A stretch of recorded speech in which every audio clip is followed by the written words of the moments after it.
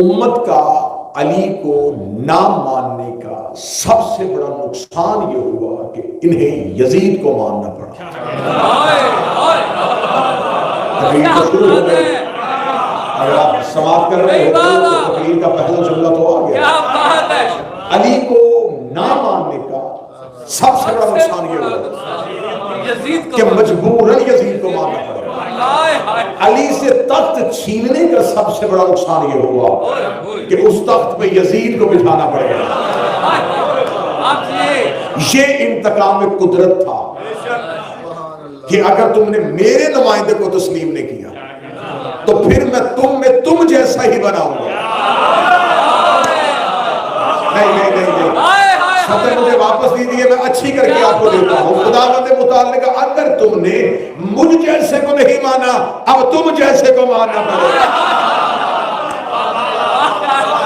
اگر تم نے الہی نمائندے کو تسلیم نہیں کیا، پروردگار کی حجت کو تسلیم نہیں کیا، تو اب تمہیں تسلیم کرنا پڑے گا۔ تو یہ اللہ کا انتقام تھا اور یہ ہر اہل عقل کے لیے درس تھا کہ علی کو یہ سوچ کے کہیں سے نکالنا جہاں سے علی چلا جائے وہاں یزید آتا ہے۔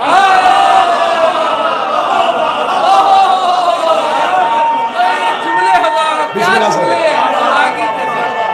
کیا بات ہے یا علی، اس وقت آپ کو محسوس نہیں ہوگا، لیکن جہاں علی نہ ہو جو بھی چیز آپ علی سے چھینیں گے اس پہ قبضہ یزیدیت کا ہوگا۔ اس لیے تو ہم کہتے ہیں کہ اپنے بچوں کو مجلسوں میں آنے دو۔ امام حسین نے باپ کا اور بھائی کا انتقام لے لیا۔ دیکھیں مورخ کتنا مجبور ہو گیا، اس نے خیبر کو جنگ لکھا، خندق کو جنگ لکھا، بدر کو جنگ لکھا، احد کو جنگ لکھا۔ اس نے چاہتے نہ چاہتے ہوئے بھی جنگ کربلا نے لکھا، واقعہ کربلا، کیونکہ حسین علیہ السلام نے جنگ کے سارے اصول ہی توڑ دیے۔ اس سے پہلے یہ ہوتا تھا کہ جنگ اکثریت جیتتی تھی، اقلیت ہارتی تھی۔ حسین ابن علی نے فلسفے کو تبدیل کر دیا۔